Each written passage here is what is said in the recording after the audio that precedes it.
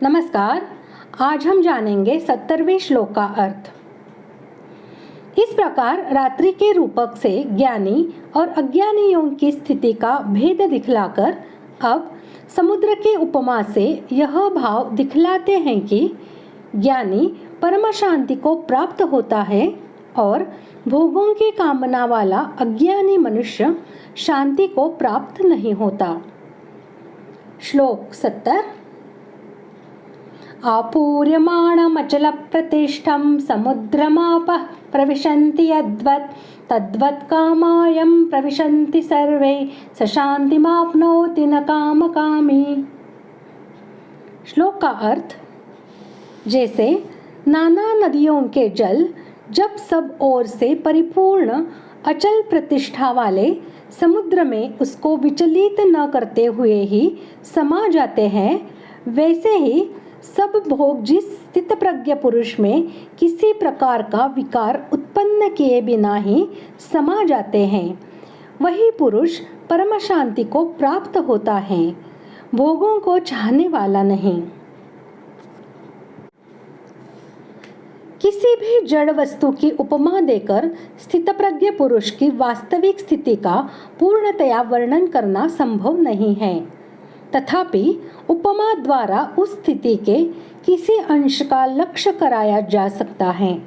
अतः समुद्र की उपमा से यह भाव समझना चाहिए कि जिस प्रकार समुद्र आपूर्यमाणम यानी अथाह जल से परिपूर्ण हो रहा है, उसी प्रकार स्थितप्रज्ञ अनंत आनंद से परिपूर्ण है।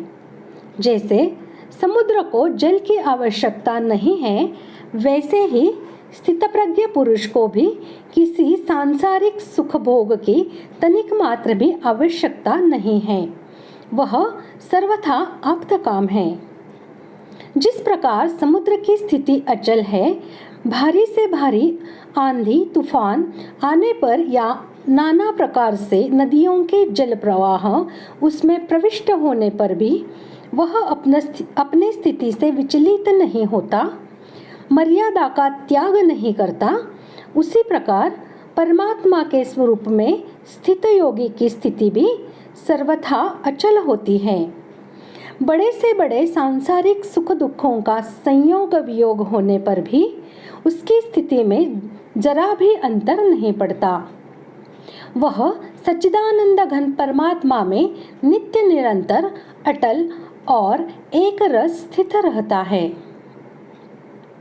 यहाँ सर्वे विशेषण के सहित कामा पद काम्यंत इति कामा अर्थात जिनके लिए कामना की जाए उनका नाम काम होता है।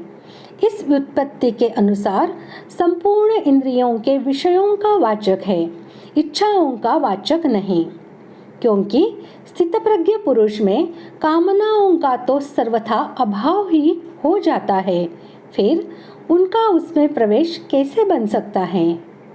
अतएव जैसे समुद्र को जल की आवश्यकता न रहने पर भी अनेक नदियों के जल प्रवाह उसमें प्रवेश करते रहते हैं, परंतु नदी और सरोवरों की भांति न तो समुद्र में बाढ़ आती है और न वह अपनी स्थिति से विचलित होकर मर्यादा का ही त्याग करता है। सारे के सारे जल प्रवाह उसमें बिना किसी प्रकार की विकृति उत्पन्न किए ही विलीन हो जाते हैं।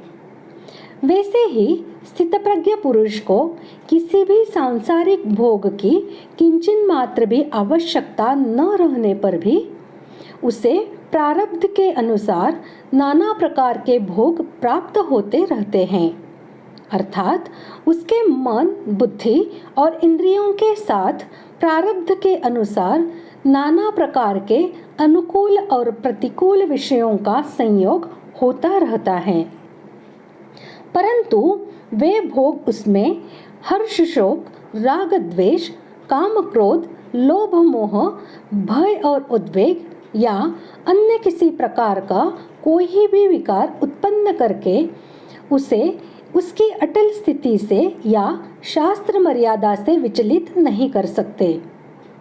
उनके संयोग से उसकी स्थिति में कभी किंचित मात्र भी अंतर नहीं पड़ता।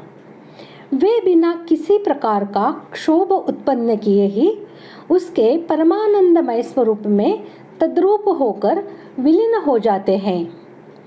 यही उनका समुद्र में जलों की भांति स्थित प्रज्ञ में समा जाना है। वही परम शांति को प्राप्त होता है, भोगों को चाहने वाला नहीं। इस कथन से यह दिखलाया गया है कि जो उपर्युक्त प्रकार से आप्त काम है, जिसको किसी भी भोग की जरा भी आवश्यकता नहीं है, जिसमें समस्त भोग प्रारब्ध के अनुसार अपने आप आकर विलीन हो जाते हैं, और जो स्वयं किसी भोग की कामना नहीं करता, वही परम शांति को प्राप्त होता है। भोगों की कामना वाला मनुष्य कभी शांति को नहीं प्राप्त होता, क्योंकि उसका चित्त निरंतर नाना प्रकार की भोग कामनाओं से विक्षिप्त रहता है, और जहाँ विक्षेप है वहाँ शांति कैसे रह सकती है। वहाँ तो पद पद पर चिंता, जलन और शोक ही निवास करते हैं।